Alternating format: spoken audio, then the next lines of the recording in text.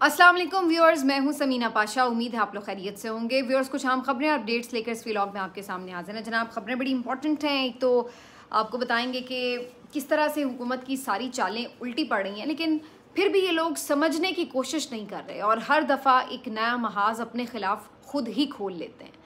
एक नया, आप कह लें, मुसीबत का कोई तौक अपने गले में डाल लेते हैं। इनका वो हाल हो जाता है कि फिर वो उतर भी नहीं रहा होता। जैसे गीला कंबल होता है ना, कि आपको छोड़ ही नहीं रहा होता, तो कुछ ऐसी सूरत हाल जो है वो हुकूमत की बन जाती है कि जब भी कोई चाल चलते हैं कि पीटीआई को दबाएंगे या उनके ऊपर मुसीबत बनेंगे, लेकिन होता यह है कि वो चाल इनके अपने गले में लटक जाती है और फिर इनके अपने लिए मुसीबत बन जाती है। तो यही सूरत हाल, जलसे की रुकावटें, रुकावटों के बाद तकरीरें, तकरीरों के बाद गिरफ्तारियां, गिरफ्तारियों के बाद जो पार्लियामेंट पे धावा बोला गया और फिर जिसके बाद तकरीरों का एक ना ख़त्म होने वाला सिलसिला शुरू हो गया। ये सब चीज़ें उल्टा हुकूमत के गले पड़ गई हैं और फिर भी ये लोग बाज नहीं आ रहे। अब कुछ नई हमाकतें भी करना चाहते हैं, तो वो कौन सी हैं उसके ऊपर बात करते हैं। क्या वो वाकई हुकूमत कर गुजरेगी, इसके ऊपर भी बात करेंगे।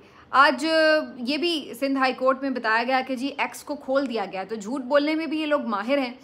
किस तरह अदालतों को बेतौकीर किया जा रहा है और किस तरह इन अदालतों के अहकामात को हवा में उड़ाया जा रहा है, इसका आज एक और मुजाहरा शानदार किस्म का हमने देखा है। इसके अलावा आज एक अहम केस की समाअत हुई, मुमकिना मिलिट्री ट्रायल इमरान खान साहब का। उसके लिए इमरान खान साहब ने जो दरख्वास्त दायर कर रखी थी, जो एतराज़ात के साथ ही मियाँ गुल हसन औरंगज़ेब साहब के आज अदालत में लगा दी गई थी समाअत के लिए, तो इसके ऊपर बड़ी अहम समाअत हुई है, आपके साथ शेयर करेंगे। इसके बाद आपको बताएंगे कि इमरान खान साहब को कानून के बावजूद भी एक रिलीफ जो मिल सकता था नहीं मिला, उसके ऊपर भी बात करेंगे। और फिर मज़ीद जो फस्तायत है ख़ास तौर पर ख़वातीन अरकान के लिए, वो भी अभी तक ख़त्म नहीं हो रही और मरीम नवाज़ साहिबा का जो गुस्सा है वो उनसे मज़ीद हमाकतें करवा रहा है। इस सब के ऊपर बात होगी इस व्लॉग में। आपसे रिक्वेस्ट है कि चैनल को सब्सक्राइब कर लें अगर अभी तक सब्सक्राइब नहीं किया।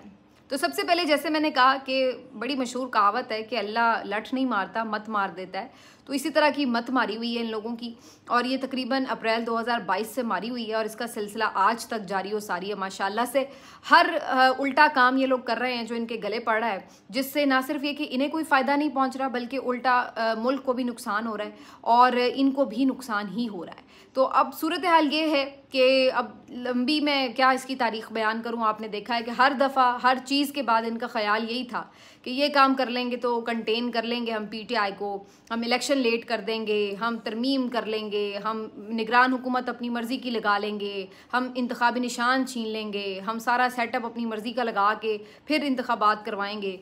तो ये सारी चालें इनकी उल्टी पड़ी और हमने देखा कि इंतखाबात ये फिर भी हार गए।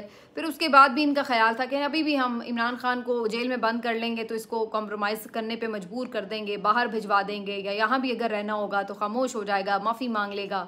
वो सारी भी इनकी ख्वाहिशात उल्टी पड़ गई हैं। जेल में रहने से इमरान खान के कद में मज़ीद इजाफा हो गया और इनको कोई फ़ायदा नहीं हुआ और वो मज़ीद मजबूती के साथ उभर कर सामने आया है। पहले कुछ लोग जो उसके नाक़िद भी थे, जो इस बात पे सोचते थे कि वो मुश्किल वक्त में शायद उस तरह ना खड़ा हो सके, अब वो भी उसकी तारीफ़ें करने पर मजबूर है कि जनाब बंदे ने फिर जेल काट के दिखा ही दी है।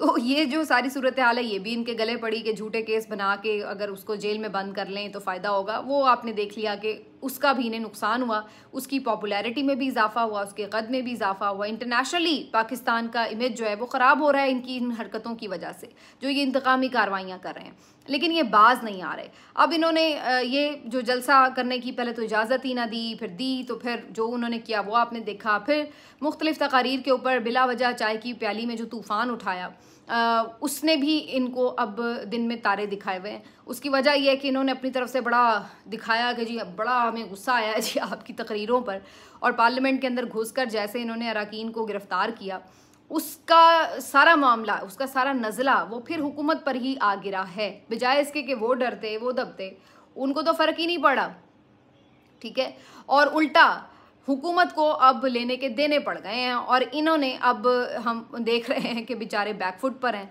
अब जो खुद तकरीरें इनके इत्तेहादी कर रहे हैं पार्लियामान में, वो भी जाहिर है इसी बात को कोस रहे हैं कि गलत हुआ है, उसके बाद बेचारे टॉक शोज़ में आ रहे हैं तो मुंह छुपा रहे हैं और कोई जवाब बन नहीं पा रहे हैं, कभी इस पे डाल रहे हैं कभी उस पे डाल रहे हैं और अपनी तरफ से दामन बचाने की कोशिश कर रहे हैं, लेकिन दामन अब छूट नहीं रहा। मसला ये है, दामन आलूदा है जी, और वो सबको नज़र आ रहा है, उसकी बदबू ने सबको बता दिया कि इनका दामन आलूदा है। तो अब ये जो इन्होंने हरकत की अपनी तरफ से बड़ी बदमाशी दिखाई थी, लेकिन अब सॉरी करके जो है ना वो आहिस्ता आहिस्ता पीछे होते हुए हमें नज़र आ रहे हैं। तो ये इनकी इस वक्त हमें सूरत हाल नज़र आ रही है। उसके बाद फिर अली अमीन गंडापुर साहब को जिस तरह से दबाने की कोशिश हुई या उनके ऊपर जोर डालने की कोशिश हुई, तो उसका भी नतीजा उल्टा निकला है। ये बिल्कुल इसी तरह ही है कि जैसे आप एक स्प्रिंग को दबाते रहते हैं तो वो एक हद तक तो दबता है और उसके बाद फिर वो जब फटता है ना, जब वो खुलता है दोबारा, तो फिर वो जिस तरह से चीज़ उठा के फेंकता है ना, वो फिर जो गिरने वाला होता है वो संभल नहीं पा रहा होता। तो यही सूरत हाल इस वक्त हर इनकी चाल के साथ हो रही है।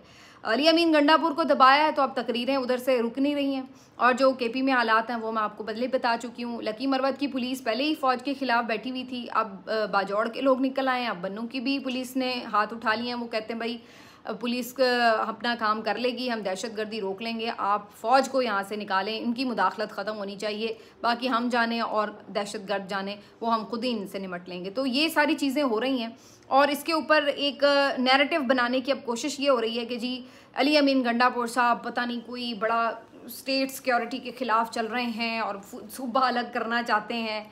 अच्छा, ये इतनी मज़ाक़ खेज़ बात है कि जी अली अमीन गंडापुर कोई सूबा अलग करना चाहते हैं इमरान खान की हिमा पर। अरे भाई, इमरान खान की पॉपुलैरिटी सिर्फ केपी में थोड़ी ना है, वो जितनी पॉपुलैरिटी उनकी केपी में है उससे ज़्यादा लोग पंजाब में उनके वोटर हैं। भाई आप अंदाज़ा लगाएं, केपी की आबादी तो मेरा ख्याल है 4-5 करोड़ होगी, तो उसमें कुछ थोड़े बहुत शायद चंद लाख होंगे जो किसी और के भी होंगे, लेकिन पंजाब की आबादी 12 करोड़ है, जिसमें से कम से कम जो इस वक्त 8-9 करोड़ है वो पीटीआई के हक में है। ठीक है, अब आप अंदाज़ा लगाएं कि क्या वो बेवकूफ़ हैं कि इतना सा पार्ट लेकर और अलग होकर बैठ जाएं, और वो जो इतने लोग पंजाब में उनके शैदाई हैं उनको वो निगलेक्ट कर दें। तो इमरान खान को अगर मैं सिर्फ सियासी तौर पर भी सोचूं तो ये सूट ही नहीं करता कि वो मेजर हिस्सा जहां पर उनके लोग सपोर्ट में मौजूद हैं उसको वो बिला वजह नज़रअंदाज कर दे। तो इससे ज़्यादा बेवकूफ़ाना बात हो ही नहीं सकती। वैसे तो नीयत ही नहीं है, ज़ाहिर सबको पता है इमरान खान का भी और अली अमीन गंडापुर साहब का भी, पीटीआई का भी। ये तो एक ऐसी पार्टी है जो हर सूबे में इस वक्त मौजूद है, तो इनकी इमरान खान साहब की तो नीयत पे आप नहीं क्वेश्चन कर सकते कि भाई वो मुल्क तोड़ना चाहते हैं, वरना ऐसे कई मौके उनके पास आए।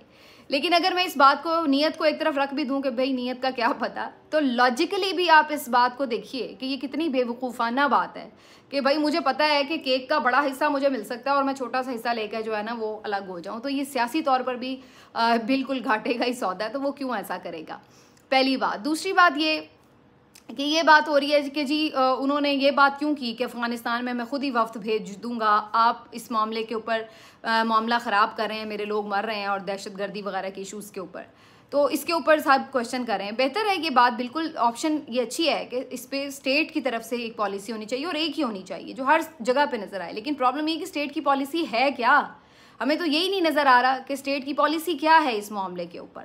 कभी हम बात करते हैं, कभी हम ऑपरेशन करते हैं, कभी हम कहते हैं कि वो फ़ौज के ज़रिए ऑपरेशन होगा, कभी पुलिस उसमें आ जाती है, कभी कुछ हो रहा है, कभी कुछ हो रहा है, किसी से हम बात कर रहे हैं, किसी से हम लड़ाई कर रहे हैं, कोई अच्छे तालिबान है, कोई बुरे तालिबान है, हमें तो पता ही नहीं है कि हमारी स्टेट की पॉलिसी है क्या भाई। ठीक है, पहली चीज़। दूसरी बात ये कि जो अली अमीन गंडापुर साहब बात कर रहे हैं, तो मुझे इस पे याद आ रहा था कि इस बात को भी इस चीज़ से नथी किया जा रहा है कि जी बेसिकली वो वही अलहदगी पसंदी की बात है। देखिए आप अपने सूबे का अलग से कैसे नैरेटिव दे सकते हैं बाहर कहीं, और उनके साथ आप अलग से कैसे डील कर सकते हैं। तो मुझे ऐसे याद आ रहा था कि जिन दिनों काफ़ी दहशतगर्दी उरूज पर थी, उन दिनों में शहबाज शरीफ साहब वज़ीर आला पंजाब थे, मेरा ख्याल है 2013 से पहले की बात है शायद, या 2013 के इंतखाबात से पहले की कुछ अर्सा, या शायद आगे पीछे। और उस वक्त की बात है कि शहबाज शरीफ साहब ने अपने प्यारे तालिबान को ये मैसेज दिया था कि भाई जो आप कहते हैं हम तो खुद आपके साथ हैं, तो फिर आप हमारे सूबे में तो ना दहशतगर्दी करें। ये आपको याद होगा, बड़ा मशहूर स्टेटमेंट था जिसपे काफ़ी उस वक्त बात भी हुई थी। तो भाई जब आपके सूबे के लोग जो हैं, जो आपके यानी पंजाब के चीफ मिनिस्टर थे, अगर वो उस वक्त तालिबान को ये कह सकते थे कि भाई हमारे सूबे के हवाले से आप अपनी पॉलिसी जो है वो ज़रा नज़रसानी कर लें, हमारे ऊपर ना अटैक करें, हम तो भाई वही बात कर रहे हैं जो आप बात कर रहे हैं, तो इस सूरत में फिर उस वक्त वो क्या पंजाब को अलग करने की बात कर रहे थे। तो मतलब है बात वो करनी चाहिए जो थोड़ी लॉजिकल हो। मैं ये नहीं कह रही कि अली अमीन को वाकई सबको साइड पे करके अपने तौर पर मामला डील करने चाहिए, फेडरेशन को साथ मिलकर चलना चाहिए, लेकिन उस सारी जो रिजर्वेशंस हैं जो वो पेश कर रहे हैं उससे इस तरह के मतलब निकाल कर उसका नैरेटिव बनाने की कोशिश करना, इससे ज़्यादा जाहिलाना तबसरा या तज्जिया हो नहीं सकता। और ये हैरत की बात है कि बड़े बड़े नामवर लोग भी इस किस्म की बोंगियाँ मार रहे होते हैं और मुझे हंसी आ रही होती है। बल्कि अली अमीन गंडापुर के बारे में तो मैंने आज ट्वीट भी किया कि उन्होंने सही जिसको कहते हैं ना वक्ते में डाला हुआ है सहाफ़ियों को, कि वो बेचारों को समझ नहीं आ रही कि कहना क्या है। कल तक हम सुन रहे थे कि जी अली अमीन गंडापुर साहब जो हैं वो तो इस्टेब्लिशमेंट के प्यारे बच्चे हैं, वो इस्टेब्लिशमेंट की बात मान रहे हैं, वो उनके साथ मिल के चल रहे हैं वगैरह वगैरह, ये इस्टेब्लिशमेंट के हामी हैं, ये सारा नैरेटिव जो है वो बना रहे थे ये वाले मखसूस सहाफ़ी। और आज ये कह रहे हैं कि इस्टेब्लिशमेंट तो इनसे बहुत नाराज़ है, इस्टेब्लिशमेंट तो इनकी हुकूमत गिरा के छोड़ेगी, इस्टेब्लिशमेंट को तो इन्होंने बहुत तंग किया हुआ है वगैरह। ठीक है, तो आज ये बयानियाँ बना रहे हैं। कल ये कह रहे थे कि जी वो तो बाहर माफिया मांग के आ रहा है, उसकी तो नाक रगड़वा दी, उसको तो मुर्गा बना दिया, उसको तो ये कर दिया। और अगले दिन जब अगले ने तकरीर की और करवाई और फिर जो उसने धुएं निकाले कानों से, तो आप कह रहे हो ये तो बड़ा ख़तरनाक है, ये तो इस तरह की बात कर रहा है, ये तो उस तरह की बात कर रहा है। सही मत मारी हुई है। एक दिन बेचारे एक नैरेटिव बनाते हैं, दूसरे दिन अगले को दूसरा लाना पड़ता है। इसी तरीके से पहले उन्होंने तो किसी का जलसे में नाम नहीं लिया था कि जी फ़लाँ एंकर टाउट है या फ़लाँ खातून सहाफ़ी कोई टाउट है, उन्होंने तो कोई नाम नहीं लिया था। उन्होंने तो जनरल बात की थी कि भाई जो इस टाइप के टाउट सहाफ़ी होते हैं वो नोटों के ऊपर बिके हुए होते हैं, वो अपना कलम फ़रोख्त कर देते हैं, बेसिकली मतलब ये था। अब वो नाम उन्होंने किसी का नहीं लिया और जिनको ज़्यादा मुसीबत पड़ी हुई है वो खुद ही शोर मचा मचा के कह रहे हैं कि हमें कहा है, हमें कहा है, नाम बताएं। तो मतलब है कि सही जिसको कहते हैं ना घुमा के रखा हुआ है अली अमीन गंडापुर साहब ने इस वक्त, तो मुझे यही नज़र आ रहा है कम अज़ कम। लेकिन दूसरी तरफ सिर्फ ये वाला एडवेंचर ही गले नहीं पड़ा हुआ, बल्कि एक दूसरा एडवेंचर जो मैंने जिक्र किया शुरू में कि जी अरकान पार्लियामेंट को जिस तरह से उठाया गया वो भी गले पड़ा हुआ है। उस पर भी अब हुकूमत जो है वो बिल्कुल इनकी आवाज़ें धीमी हो गई हैं, निकल ही नहीं रही बल्कि, और बेचारे जो है वो माफ़ी तलाफ़ी करते फिर रहे हैं, कंपनसेट करने की कोशिश कर रहे हैं। और उसी कंपनसेशन में कल हमने देखा प्रोडक्शन ऑर्डर भी जारी कर दिए गए उन लोगों के, उन अरकान के 8-10 जो हैं जिनको गिरफ्तार किया हुआ है और जिस्मानी रिमांड भी दिया गया था। तो अब जनाब क्या हुआ है, अब वो सारे हीरो बने हुए हैं। वरना वो आते थे आराम से आते थे, जाके असम्बली में बैठ जाते थे, किसी की तो तकरीर भी नोटिस में नहीं होती थी कि भाई कहा गया है या कुछ नहीं कहा। अब क्या हुआ है, आज जब वो प्रोडक्शन ऑर्डर के बाद उनको प्रोड्यूस किया गया है पुलिस की नफरी में और उस तरीके से, वो पूरा एक इवेंट बन गया। हर कोई उस चीज़ को कैप्चर कर रहा है कि हो ये जी गिरफ्तार लोग हैं, प्रोडक्शन ऑर्डर पे आए हैं, देखो जी। वो भी आके जनाब इमरान खान जिंदाबाद के नारे लगाते फिर रहे हैं। उनका आज जज्बा ही अलग है, उनकी फैमिलीज़ मिल रही हैं, शेर अफजल मरवत के बेटे छोटे से आए हुए हैं, जैन कुरैशी की बहन आई हुई हैं, मुख्तलिफ फैमिली मेम्बर्स आए हुए हैं, वो एक अलग माहौल बना हुआ है पूरा। तो ये सारा माहौल किसने उन्हें क्रिएट करके दिया? ये इस नादान हुकूमत ने करके दिया। भाई आप उनको खुद ही हीरो बनाए चले जा रहे हैं। और उसके बाद मज़े की बात ये, आप वो जो आके तकरीरें करेंगे, वो जब फिर एक एक चुन के बताएंगे कि जी हमारे साथ क्या हुआ। जब तक मैं रिकॉर्ड कर रही हूँ शेर अफजल मरवत की तकरीर भी मैं देख रही थी, अब वो एक एक चीज़ बता रहे हैं कि जी आंखों पे पट्टी बांध के ले गए, ये किया वो किया, उधर रखा, 4 बजे उधर ले गए, इस तरीके से वो। अब वो जब खुल के सारी चीज़ें on the floor of the assembly बताएंगे तो फिर आपकी इज्जत क्या रह जाएगी? फिर कहाँ उनको आप चुप करवाएंगे? आज जरदाश गुल ने जो की है स्पीच, उन्होंने जिस तरीके से रियासत को आईना दिखाया है कि भाई ये कोई मजाक है कि आप इस किस्म की FIR बना रहे हैं हमारे खिलाफ, कि जरदाश गुल दस्ती बम फेंक रही थी पुलिस वालों के ऊपर और ये वो। तो ये सारी शर्मिंदगी हुकूमत ने अपने खुद चॉइस के साथ अपने गले में डाली है। ये इनका हाल है। आगे भी अभी तकरीर होंगी, अगले व्लॉग में इसके ऊपर फिर मजीद बात करेंगे। लेकिन कहने का मकसद ये कि अभी भी ये रुक नहीं रहे हैं। अब नहीं इन्होंने शुरलियाँ छोड़ी हुई हैं कि जी हम गवर्नर राज लगा देंगे। भाई अभी तक आपने जितना कुछ किया है, आपको उसका फ़ायदा क्या हुआ है हमें ये बता दें। आपको या इस मुल्क को क्या फ़ायदा हुआ है हमें वो बता दें। जो आप एक और नया एडवेंचर करने के ख्वाहिशमंद हैं, आजकल इनको 2 एडवेंचर बड़े ज़ोर से आए हुए हैं। एक तो जी कि हमने खैबर पख्तूनख्वा में गवर्नर राज लगा के अली अमीन की जो हुकूमत है वो ख़त्म करनी है, और दूसरा कि जी हमने आईनी तरमीम करके जो है वो अदलिया के ऊपर शब खून मारना है। ये 2 इनको एडवेंचर आए हुए हैं और ये दोनों में नाकाम भी होने वाले हैं इंशाल्लाह। और दूसरा, अगर ये किसी तौर कोई 2 नंबरी करके कामयाब भी हो गए तो तब भी उसका इनको जो रिएक्शन और बैकफायर जिस तरीके से होंगे ये इनके दोनों इकदामात, वो आप देखिएगा, वो फिर फैसला कुन होंगे इस पूरे रजीम के लिए। ये मैं आज आपको बता रही हूँ। आप जहाँ दिल करे लिख के रख लें, वरना ज़रूरत नहीं है, रिकॉर्ड में तो है ही है, अगर इन दोनों में से ये काम करते हैं। पहली चीज़ ये कि केपी में गवर्नर राज के ऊपर मैं पहले भी आपको बता चुकी हूँ कि उसके लिए कानूनी तौर पर आपकी जो सूबाई असेंबली है उसको रिक्वेस्ट करनी पड़ती है, उसको एक करारदाद मंजूर करनी पड़ती है और उसके बाद चीज़ें आगे प्रोसीड होती हैं। तो पहली चीज़ तो ये है, अगर मान भी लें कि ये उसको भी इग्नोर करके गैर कानूनी तौर पर ही गवर्नर राज लगाने की कोशिश करते हैं, तो तब भी ये मुमकिन नहीं है कि जो असेंबली 80% पार्टी को, बल्कि मेरा ख्याल 90% वोट है तकरीबन केपी असेंबली में, उसका आप वज़ीर आला हटा दें और पुलिस उनकी पहले ही आपकी पूरी रियासत के फैसलों के खिलाफ एहतजाज पर है। वहाँ मुझे बता दें कि किस तरीके से आप अवामी एहतजाज को रोक के दिखाएंगे। आपने 4 घंटे अली अमीन गंडापुर को सिर्फ रोका इस्लामाबाद में, तो उसके बाद पेशावर की मुख्तलिफ सड़कों पर एहतजाज शुरू हो गए थे। और आप ये कह रहे हैं कि आप उसको इलेक्टेड मेंबर को, जो वाहिद आपका सीएम है जो कि फॉर्म 45 के ऊपर बना हुआ है, उसको आप हटा देंगे, उसकी हुकूमत गिरा देंगे और उसके बाद आप समझ रहे हैं कि गवर्नर रूल लगाकर आप बड़ी आसानी से हुकूमत कर लेंगे वहाँ पर। तो आग के साथ मत खेलें, बस कर दें अपने मफादात का ये सौदा बेचना कि जिसमें आपने वतन को आग में झोंका हुआ है।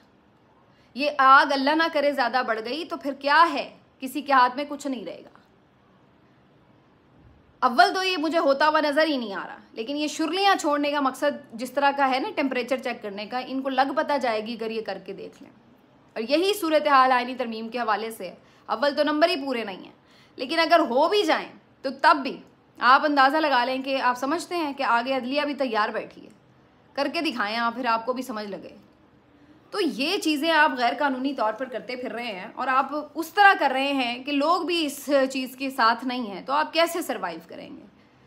तो ये इनके दोनों काम अगर ये कर लेते हैं, मुझे अभी भी कोई इनमें चांस नज़र नहीं आता। और तीसरी एक चीज़ मैं और इसमें ऐड कर दूँ, मिलिट्री ट्रायल। मुझे ये तीनों चीज़ें, इमरान खान का मिलिट्री ट्रायल, ये तीनों चीज़ें ना मुझे होती नज़र आ रही हैं। और अगर ये किसी तरह कर भी गुजरे तो ये किस तरह इनके ताबूत में आखिरी कील साबित होंगे, ये मैं आपको आज गारंटी दे रही हूँ। मिलिट्री ट्रायल के हवाले से आज जस्टिस गुलहसन औरंगज़ेब साहब की अदालत में समाअत भी हुई। वहाँ पे भी सही ज़रा ठोक बजा के समाअत हुई है और उन्होंने कहा कि जी ये हमारे ख़दशात हैं कि ये इनको करेंगे। उन्होंने कहा जी आपको क्यों ये ख़दशा है? उन्होंने कहा जी वज़रा आके कह रहे हैं हम मिलिट्री ट्रायल करेंगे।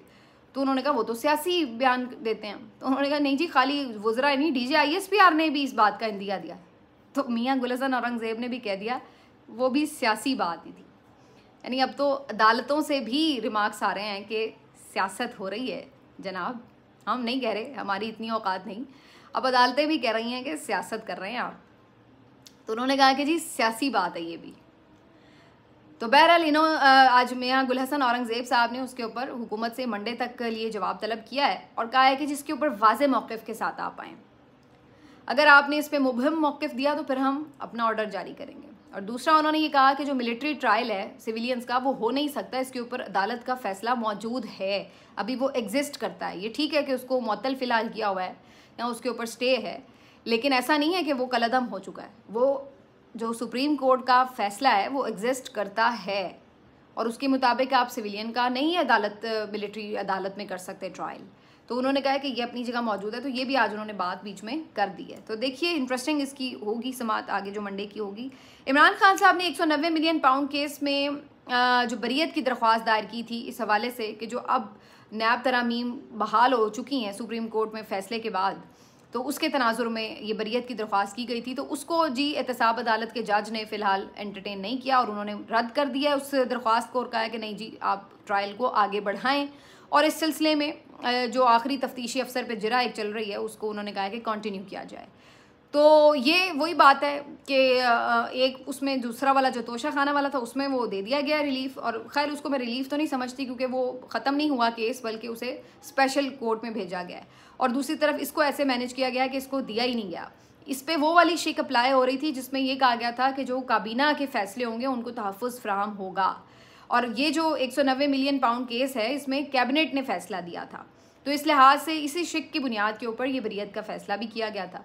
लेकिन बहरहाल अगर ये इस बुनियाद के ऊपर नहीं भी ख़त्म किया गया तो उसके बावजूद भी, जैसे मैंने पहले कई दफ़ा आपको बताया है कि इस केस को मेरिट के ऊपर भी इमरान खान साहब जीतने की पोजीशन में हैं। एहतसाब अदालत ने जो जेल के अंदर लग रही है एक नाम नहाद, अगर उसमें सज़ा हो भी जाती है तो तब भी कोर्ट में, हाई कोर्ट में जाके ये मुश्किल है कि ठहरे केस, क्योंकि किसी गवाह ने भी इमरान खान के खिलाफ गवाही नहीं दी है इसमें। तो बहुत ही कमज़ोर केस जो है ये नज़र आ रहा है।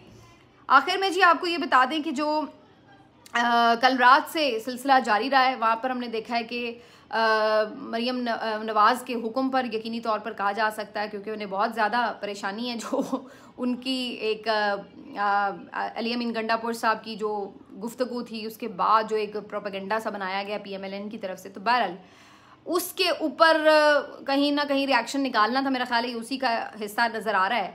फलक जावेद, सनम जावेद, इनके जो घर हैं वालिदैन के, उनके ऊपर रेड करके, बल्कि रेड भी के सारा दिन बाहर रात को उनके एहलकार मौजूद रहे हैं और वो कह रहे हैं कि जी वो आके कहते रहे कि बेटियां हवाले करो। तो उसके बाद कहते हैं, हमने कहा कि भी वो तो यहाँ है नहीं दोनों, और उसके बाद वो फिर भी सारी रात मुहासरा किए रखा उन्होंने। तो ये सूरत हाल रही। आलिया हमज़ा के घर से भी ऐसी ही शिकायत आई है कि सारी रात जो है वो बाहर पहरेदारी होती रही है। तो इस तरह की चीज़ें, तो एक खौफ व हरास का माहौल बनाया हुआ है कि जी पकड़ लेंगे और हर वक्त आके बाहर इस तरह खड़े रहना लोगों का।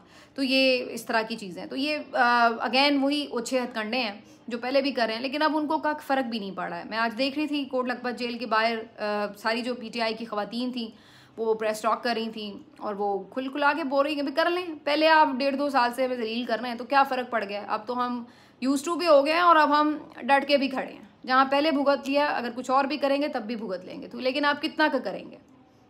तो अब ये चीज़ें जो हैं वो आपको वो रिज़ल्ट नहीं दे रही जो आप एक्सपेक्ट कर रहे हैं कि हम इस तरह कर लें, उस तरह कर लें तो बड़ा हमें कोई फ़ायदा हो जाएगा। तो वो चीज़ों ने आपको रिज़ल्ट नहीं दिया। जिन्होंने 14-14 महीने जेलें काट ली हैं, उनके लिए आप फिर उन्हें 4 दिन पकड़ के डाल लें अंदर, उन्हें क्या फ़र्क पड़ा है अब। तो इसलिए ये सारी चीज़ें काउंटर प्रोडक्टिव हो रही हैं और इसका कोई फ़ायदा नहीं हो रहा। फ़ायदा एक ही चीज़ का है जो मैं हमेशा बात करती हूँ, फ़ायदा उसी चीज़ का है कि जिसका मैंडेट है उसको दिया जाए, आइन के मुताबिक चला जाए, उसके बाद सबको जांचा जाए कि भाई कौन क्या कर रहा है, वो बिल्कुल ठीक बात है। लेकिन अगर आप ज़ोर ज़बरदस्ती अपने अवाम के ख़िलाफ़ खड़े होकर करें और आइनी और गैर कानूनी काम करें, लोगों के इंसानी हुकूक पामाल करें, और उसके बाद आप ये सोचें कि आप अपने तमाम मकासद में कामयाब हो जाएंगे, अभी तक ऐसा हुआ नहीं। सिवाय इसके कि एक नाम नहाद सी आपने हुकूमतें बना ली हैं जिनकी कोई औकात नहीं है, ना मुल्क के अंदर कोई औकात है और ना बाहर के मुल्क कोई औकात है। मिलते हैं आपसे अपने अगले व्लॉग में। अपना ख्याल रखिए। अल्लाह हाफ़िज़।